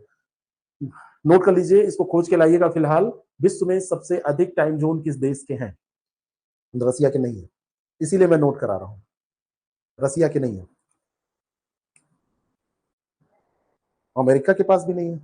सबसे ज्यादा संभावना तो रसिया की ही है, क्योंकि रसिया पूरा ऐसे ऐसे बड़ा से नहीं मतलब है, पूरब से पश्चिम विस्तार से मतलब है, तो सबसे ज्यादा है। लेकिन रसिया के नहीं है, इसको खोज के लाए। कनाडा के भी नहीं है, एक बहुत छोटा सा देश है उसके हैं, और उसका कारण है कि उसके उपनिवेश बहुत ज्यादा है। कल खोज के लाइएगा। जापान कब से उपनिवेश स्थापित करने में, ब्रिटेन में नहीं, वर्तमान में किसके हैं ये बताना है। अभी है वर्तमान में, कल खोज के लाइएगा, मिल जाएगा, कोई ज्यादा नहीं है। वेरी गुड, फ्रांस, फ्रांस ही है। देखो इन लोगों ने आंसर दे दिया। Dimple you are right, Anupama you are right, France ही है। फ्रांस के सबसे ज्यादा कितने हैं जरा ये भी बता दीजिए, खोज लिए।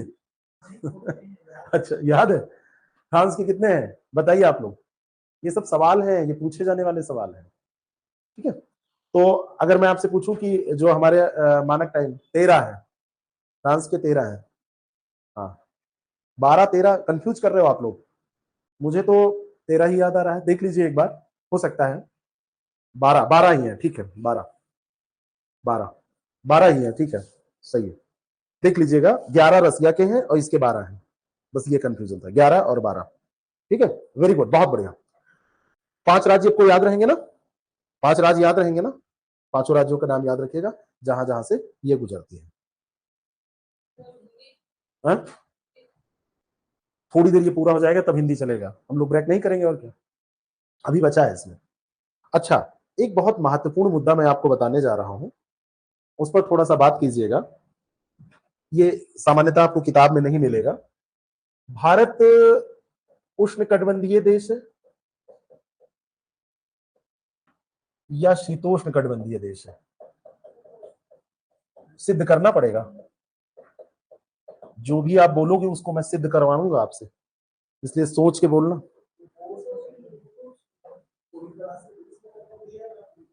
हम यही इसी में से दोनों में से पूछ रहे हैं। क्यों?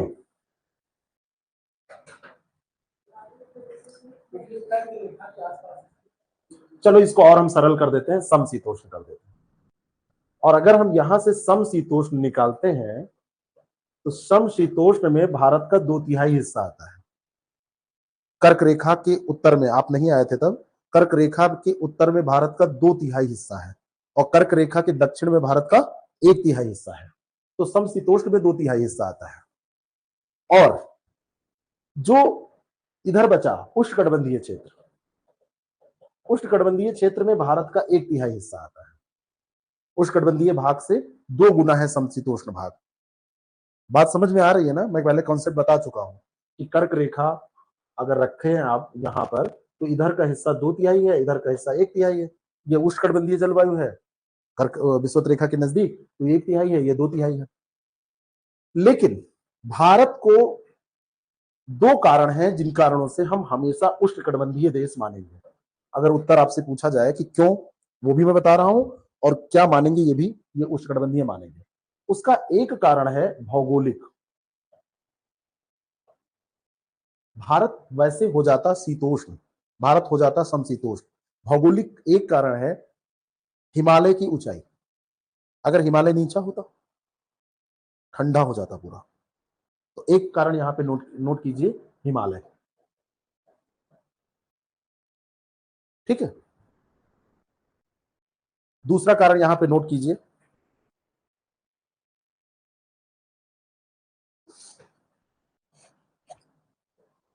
मानसून,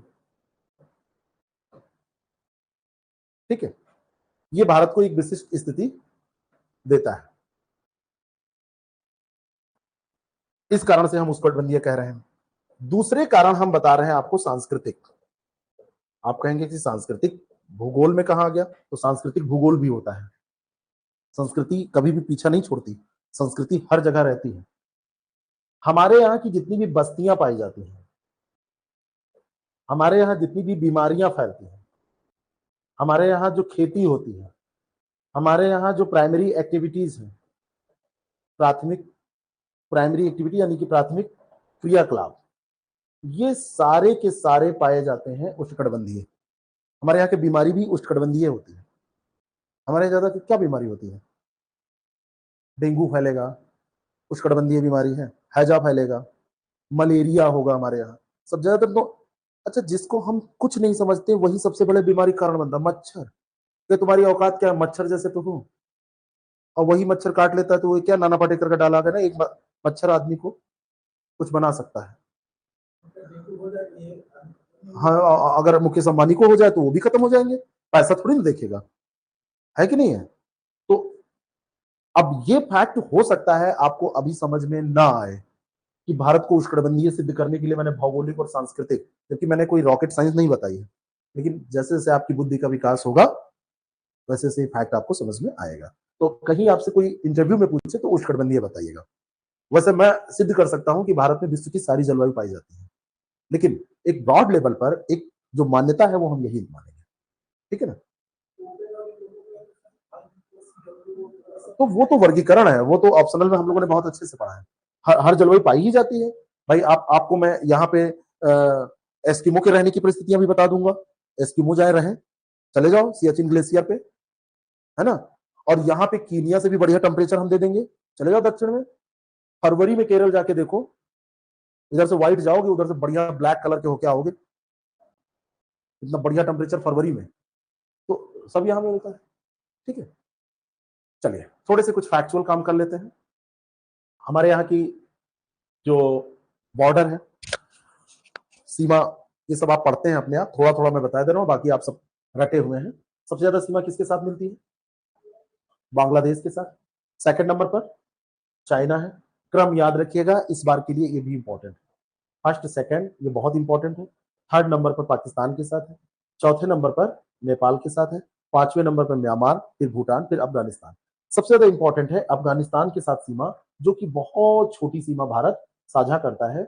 यहां पर आप देखोगे ये छोटा सा हिस्सा है, यहां पर ये केवल 106 किलोमीटर की सीमा है, लेकिन मैं बता रहा हूं वर्तमान समय की देखा जाए तो भारत के साथ ये सीमा है ही नहीं है। लेकिन ये हमको आपको नहीं कहना है, क्योंकि हम इस एरिया को अपना मानते हैं, इसलिए ये हमारी सीमा है। ठीक है, कोई इस पे कर सकता है, अभी प्रश्न कर सकता था कि ये तो आपने अभी बताया कि ये पीओके है, तो लेकिन पीओके वो पाकिस्तान मानता है, हम थोड़ी मानते हैं। हम तो मानते हैं एक छोटा सा पागल भाई, थोड़ा सा आवारा टाइप का है, वो इधर उधर घूम रहा है, एक दिन समझ में आ जाएगा, आ जाएगा। आईओके बोलता है, इंडिया ऑक्युपाइड कश्मीर बोलता है। ठीक है, तो ये सीक्वेंस आप याद रखिएगा, ये काफी इंपॉर्टेंट है, आपसे पूछा जाता है। ठीक है ना, ये वाला जो हमने आपको बताया, ये लिस्ट बहुत इंपॉर्टेंट है। बाकी यहां पर हम थोड़ा सा सीमा को देखें तो ये आपकी, ये सीमा दिखने में छोटी है लेकिन सबसे बड़ी यही है। ये है Indo Bangladesh, 4096.7 kilometre. Indo Myanmar सीमा ये वाली है यहाँ पर। ठीक है, इसी तरीके से ये पाकिस्तान इंडो अफगानिस्तान सीमा यहाँ पर है, इंडो पाकिस्तान ये है। एग्जैक्ट वैल्यू याद करने की जरूरत है, पूछ लिया जाता है, लेकिन शुरुआती और अंत की, तो शुरुआत में इसका याद करने की जरूरत है और अंत में इसको याद करने की जरूरत है। बीच में क्रम याद होना चाहिए कि सबसे पहले बांग्लादेश, बांग्लादेश के बाद चाइना, चाइना के बाद पाकिस्तान, पाकिस्तान के बाद नेपाल, नेपाल के बाद म्यांमार, क्या होगा म्यांमार, ये याद होना चाहिए। ठीक है, इसकी वैल्यू याद होनी चाहिए और इसकी वैल्यू याद होनी चाहिए। ठीक है, ये ध्यान रखिएगा। अच्छा, थोड़ी सी बात अगर हम और करें, अगर समय है हमारे पास तो करेंगे। जो भारत और चाइना का बाउंड्री डिस्प्यूट है, इसमें आपसे स्टेटमेंट में अगर पूछ ले कि भारत और चाइना का बाउंड्री डिस्प्यूट किस क्षेत्र में है, तो मैं आपको ये बताना चाहता हूं, मिडिल क्षेत्र शांत है, वेस्ट क्षेत्र में है और ईस्ट क्षेत्र में है। इसको तीन भागों में बांटते हैं। ये वेस्ट क्षेत्र है डिस्प्यूट का, ये मिडिल क्षेत्र है यहाँ वाला जो उत्तराखंड और हिमाचल प्रदेश के पास है, और यहाँ वाला यहाँ पे तो सबसे ज्यादा डिस्प्यूटेड ये है। सेकंड नंबर पर अशांति यहाँ रहती है और थर्ड नंबर पर ये मिडिल वाले क्षेत्र में रहती है। प्रॉब्लम कर रहे हैं अभी तक का जो है। हाँ, वो तो जारी करता, वो तो हर 10 दिन पे, 15 दिन पे, महीने भर पे, कुछ दिन बाद वो बता देगा। अगर ठीक ठाक संबंध ममता बनर्जी जी से रहे तो क्या ममता जी तो हमने ही उनको किया है, ममता जी कहेंगे ठीक है हमको कोई दिक्कत नहीं है, तुम गवर्नमेंट गिराओ हम तैयार हैं। ममता जी कर सकती हैं, दीदी कुछ भी कर सकती हैं। बात समझ में आई? तो ये बहुत मैं डिटेल में नहीं जा रहा हूं, जबकि इसमें कंटेंट हमारे पास 1 घंटे का है, लेकिन मैं बस इतना बता रहा हूं कि मोटा मोटा आप दिमाग में रखिएगा, कभी स्टेटमेंट देके आपसे पूछ लें। ठीक है, बांग्लादेश के बाद दूसरी सबसे लंबी सीमा और महा अशांति, पाकिस्तान के साथ पूरा कंप्लीटली कोऑपरेट करता है चाइना, और कतई अब ये समझ लीजिए कि, है ना, अब कुछ जिले हैं मैं बताना चाहता था लेकिन टाइम जो है वो कम है, खैर छोड़ते हैं। ये मैं जो बताना चाहता था, ये वाला एरिया, ये सबसे ज्यादा डिस्प्यूट है, ये शांत है, और फिर यहां पर अपेक्षाकृत इससे कम है लेकिन है। ठीक है, पॉइंट ऑफ कंसर्न ये है सबसे ज्यादा। ठीक है, डिस्प्यूटेड एरिया ये है, बाकी इसको छोड़ते हैं। अच्छा, भारत और नेपाल के बीच में सामान्यतः अच्छे संबंध है, लेकिन बीच में चाइना आता है, नेपाल से कहता है ए भाई क्या हाल चाल है, तो ठीक है भाई, चॉकलेट खाओगे, भाई कहाँ है, तो क्योंकि चाइना की भारत के ऊपर जरा एक बार थूक दो, मैं तुमको चॉकलेट खिला दूंगा। तो नेपाल कहता है ठीक है कल ही, पसीना तान के वो खड़ा होता है और ललकारता है भारत को, बट चाइना उधर से इसको सपोर्ट करता है।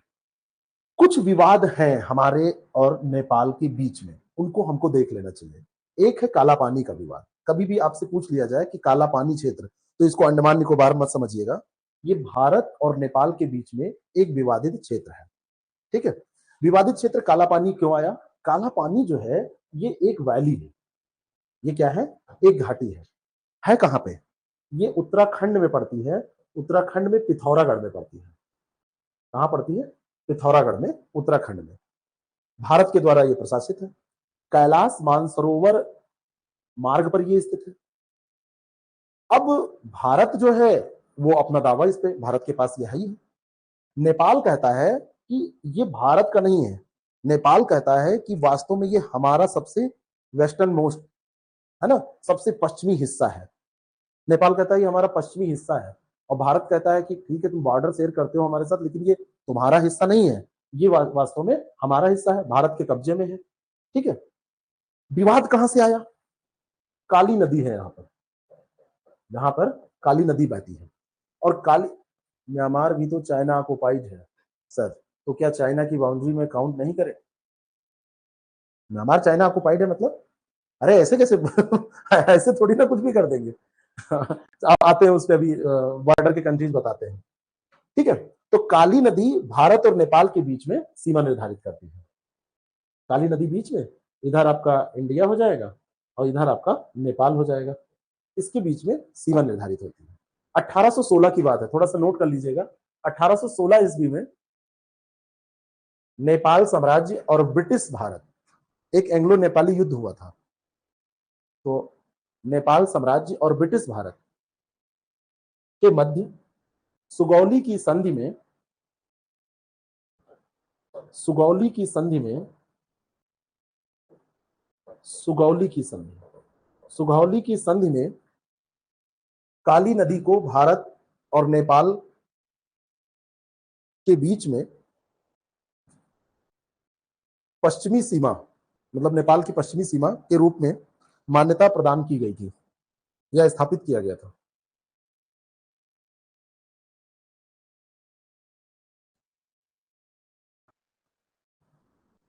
नदी का स्रोत पता लगाने, नदी का स्रोत पता लगाने में विसंगति के कारण, नदी का स्रोत पता लगाने में विसंगति के कारण भारत और नेपाल के बीच में सीमा विवाद पैदा हो गया, सीमा विवाद पैदा हो गया। प्रत्येक देश अपने अपने मानचित्र में इस क्षेत्र का दावा करते हैं, बस इतना जानिए। एक दूसरा क्षेत्र है सुस्ता क्षेत्र। सुस्ता क्षेत्र गंडक नदी के तट पर स्थित है, गंडक नदी के तट पर स्थित है।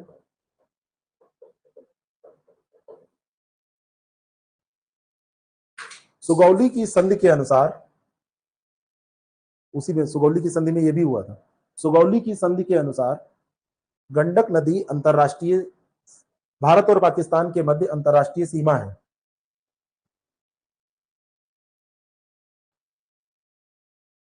नदी के, नदी का पूर्वी भाग भारत का है, अनुसार गंडक नदी भारत और पाकिस्तान के मध्य अंतरराष्ट्रीय सीमा है। तो सॉरी, गलत बोल गया हूं, भारत और नेपाल, नेपाल ही तो पढ़ ही रहे हैं हम लोग। भारत और नेपाल के बीच में, एक्सट्रीमली सॉरी, भारत और नेपाल के बीच में अंतरराष्ट्रीय सीमा है।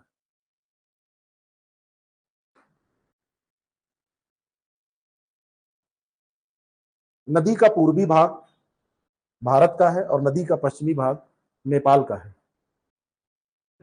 नदी का पूर्वी भाग भारत का और नदी का पश्चिमी भाग नेपाल का है। अब इसमें बड़ा मजेदार बात है बड़ी। जब ये संधि हस्ताक्षरित हुई थी तो ये सुस्ता गांव जो था, सुस्ता गांव नदी के पश्चिम में स्थित था। बाद में नदी ने क्या किया, अपना मार्ग परिवर्तित कर दिया और ये पश्चिम की बजाय पूरब में आ गया, विवाद हो गया। अब समझ में नहीं आ रहा है कि सुस्ता कौन ले, बात समझ में आई? तो नदी के मार्ग या क्षेत्र परिवर्तन के कारण यह विवाद उत्पन्न हो गया। तो सुस्ता, नोट कर लीजिए एक लाइन, कि जिस समय संधि हुई थी उस समय सुस्ता गांव नदी के पश्चिम में था। कुछ वर्षों बाद नदी के मार्ग परिवर्तन से ये पूर्व में आ गया। बस इतना मामला है, अब लड़ रहे हैं उसी पे।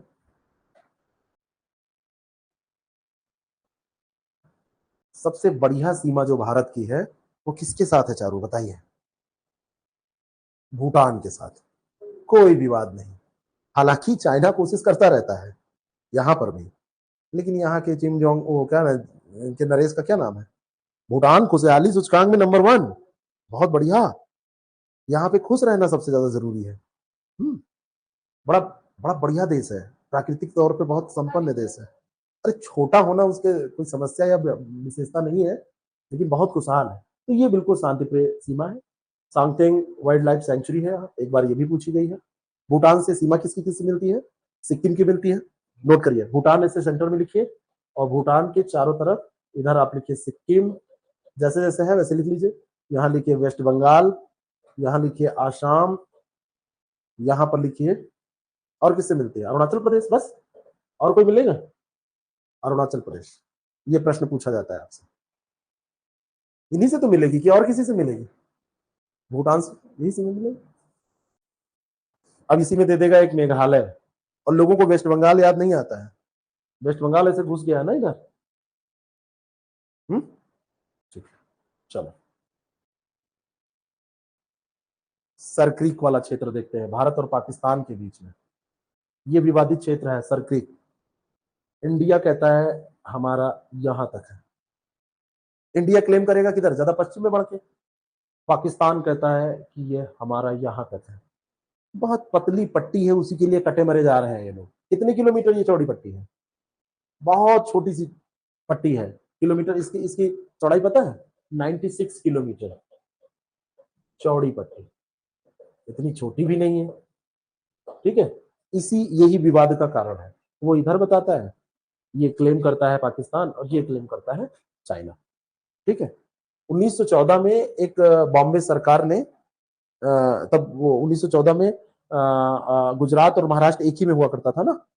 कब अलग हुआ? विभाजन कब हुआ? पॉलिटी में पढ़ते हो आप लोग ना, 1900। महाराष्ट्र और गुजरात कब अलग अलग स्टेट बने?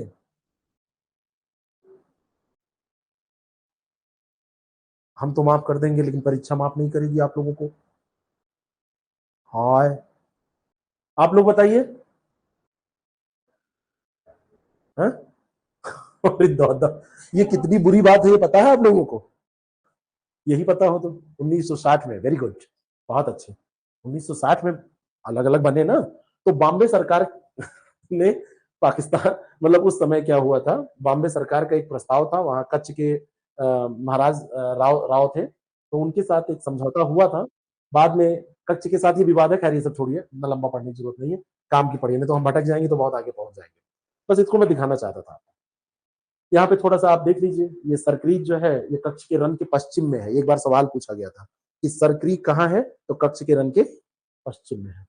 ये कोरी क्रीक है, तो सर क्रीक पश्चिम में है और कोरी क्रीक उसके पूरब में है। बस इतना, ये थोड़ा सा ध्यान रखिएगा, ये सब पूछा जा सकता है। और ये रन आपका कच्छ है, तो ये प्रश्न पूछा जाए तो आप इसका जवाब दे दीजिएगा। नेक्स्ट, ये हम आपको समझा ही चुके हैं, ये चाइना ऑक्युपाइड कश्मीर है, ये पाकिस्तान ऑक्युपाइड कश्मीर है। ये एक्चुअल ग्राउंड पोजीशन लाइन है यहाँ पे, और ये लाइन ऑफ कंट्रोल है। ठीक है, बस इतना ध्यान है। और ये लाइन ऑफ एक्चुअल कंट्रोल है, इसमें कुछ और नहीं समझना है। बांग्लादेश, बांग्लादेश के साथ क्या सीन है भारत का? सबसे लंबी सीमा है ना? किसके द्वारा निर्धारित है?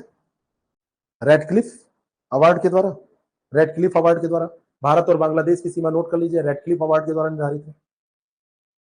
ठीक है, सीमा किसकी किससे मिलती है? बांग्लादेश की वेस्ट बंगाल से मिलेगी, असम से मिलेगी, मेघालय से मिलेगी, त्रिपुरा और मिजोरम से भी मिलेगी। त्रिपुरा मिजोरम से भी मिलेगी ना। ठीक है।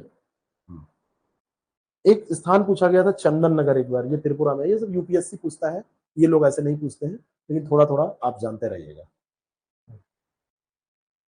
म्यांमार, म्यांमार के साथ कोई बड़ा डिस्प्यूट है? नहीं है। ठीक है, म्यांमार लिखिए, म्यांमार। आधा माह होता है। म्यांमार से किसकी किसकी सीमा मिलती है? अरुणाचल प्रदेश, दूसरा नागालैंड, तीसरा मणिपुर,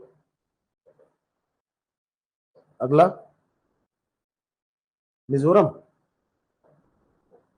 त्रिपुरा की सीमा नहीं मिलती है, पूछा यही जाता है, खूब कंफ्यूज किया जाता है ना। मेघालय की सीमा तो नहीं मिलेगी ही नहीं, और त्रिपुरा की नहीं मिलती है, बस ये पूछा जाता है। श्रीलंका के साथ क्या सीन है? चीन के साथ मैकमोहन, अभी बात कर रहे हैं, थोड़ी सी बात और बची है। श्रीलंका के साथ कोई सीन आपको पता है? बहुत तगड़ा सीन है। कच्चा तीवू को लेके विवाद है। कच्चा तीवू को लेके विवाद है ना। कच्चा तीवू जो है, इसको लेके क्या विवाद है?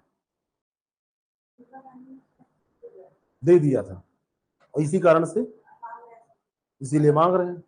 ठीक है, यहां पर सबसे ज्यादा इंपॉर्टेंट है कच्चा तीवू रामेश्वरम, इनकी लोकेशन। रामेश्वरम दक्षिण में है, कच्चा तीवू उत्तर में है। ठीक है, और एक इसमें जाफना, जाफना ये श्रीलंका का है, उत्तरी एशिया। तो ये क्रम ऐसे याद रखिएगा।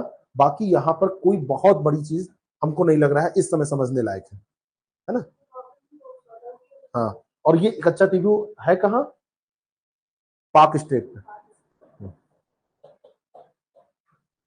पाक स्टेट, ठीक है, पाक स्टेट पे कच्चा तीवू है। भारत ने कब इसको श्रीलंका को दिया था? 74 में। 1974 में भारत ने कच्चा तीवू द्वीप को श्रीलंका को दे दिया था। अब उसमें जाना नहीं चाहते ना, बहुत बहुत ज्यादा, बहुत। वो लोग उसको अपनी कल्चर से जोड़ लेते हैं ना, कल्चरल हो जाता है। ठीक है, ये पाक बे है। यहाँ पर इंडिया और पाकिस्तान, सॉरी श्रीलंका, मुझे पता नहीं क्यों इंडिया के साथ पाकिस्तान ही याद आ रहा है बार बार। ठीक है, तो ये दोनों के बीच में पाक बे। ये केप कमोरिन है, ये ध्यान रखिएगा, ये सब पूछ लेता है आपसे, टॉपिक कुछ भी हम लोग पढ़ रहे हैं। ठीक है, चलिए, इंडिया के जो नेवर्स हैं ये मैं आपको दे दूंगा, आपके पास लिस्ट रहेगी, ये पूरी सूची कौन कौन से हैं, तब आप पढ़ ही लेंगे, इसमें कुछ है नहीं, कोई समस्या नहीं है ना, इसमें कुछ नहीं है। इसको याद जरूर कर लीजिएगा, लेकिन याद जरूर कर लीजिएगा, छोड़िएगा नहीं लापरवाही के साथ।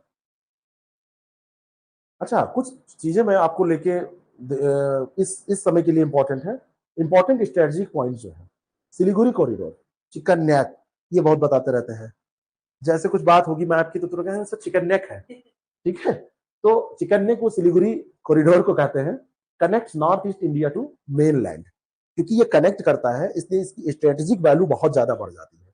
तो ये इंपॉर्टेंट स्ट्रेटेजिक पॉइंट है, एक याद रखिएगा। हाँ, बांग्लादेश। काला पानी मैंने आपको बताया, disputed area between India and Nepal. McMahon line, line of actual control with China. ठीक है, ये सुमेलित करने में आपसे पूछा जा सकता है। Radcliffe line, border with Pakistan, and Radcliffe line border with Bangladesh too, क्योंकि at that time Bangladesh was also the part of Pakistan जब ये डिसीजन हुआ था। Durand line, border between Pakistan and Afghanistan, not India directly, bracket में लिखा हुआ है, क्योंकि वो पाक ऑक्युपाइड कश्मीर का हिस्सा है। कोई बहुत ही टेक्निकल व्यक्ति अगर बनाएगा, और बिल्कुल सुबह चाय नहीं मिली है उसको, पेपर सेट कर रहा है, अभी वो खुन्नस खाए बैठा हुआ है, घर पे लड़ाई हो गई है, तो वो कुछ ना कुछ बदमाशी करके बना देगा। ठीक है, तो ये अफगानिस्तान नहीं मानता है, अफगानिस्तान इसको क्यों मानेगा, नहीं मानेगा उसको। ठीक है, कुछ मैप आप बनाएंगे तो आपका ये इंडिया है, पाकिस्तान इधर पड़ेगा, नेपाल ये, चाइना यहाँ पड़ेगा, ये भूटान है, बांग्लादेश है, म्यांमार है, ये आपका अरब सागर है, श्रीलंका है, मालदीव है, इस तरीके से है। तो 15 मिनट हमने कुछ स्ट्रेटजी पे बात की थी, 15 मिनट मेरे हिसाब से थोड़ी सी क्लास बढ़ी है, कल से स्पीड हम और बढ़ाएंगे, 1 घंटे में लगभग जो भी हम टारगेट लेके आएंगे उसको करेंगे। हालांकि आपकी दूसरी क्लास 2:15 से स्केड्यूल थी, वो अभी वो ऐसे स्केड्यूल है हिंदी की क्लास, बस हम 10 मिनट का एक छोटा सा ब्रेक ले रहे हैं, मैक्सिमम 10 मिनट का, और फिर हम उसको स्टार्ट करेंगे। आज 1 घंटे की वो क्लास नहीं होगी, थोड़ा सा उसका टाइम कम करेंगे, 30-40 मिनट जो भी रहेगी, कल से सब सही हो जाएगा। बाद में फिर अगली क्लास जो चलेगी वो 4 बजे से, और या जैसा भी होगा आज का 10-15 मिनट आगे पीछे, और फिर उसके आगे की क्लास 5:15 बजे से। तो थोड़ा सा एक 10 मिनट का ब्रेक लेते हैं, आप लोग चाय पानी कुछ कर लीजिए, लेकिन 10 मिनट में मैं आ जाऊँ, मैं यही हूँ, मैं कहीं जा नहीं रहा हूँ, तो मुझे क्लास शिफ्ट करनी है केवल। Thank you so much.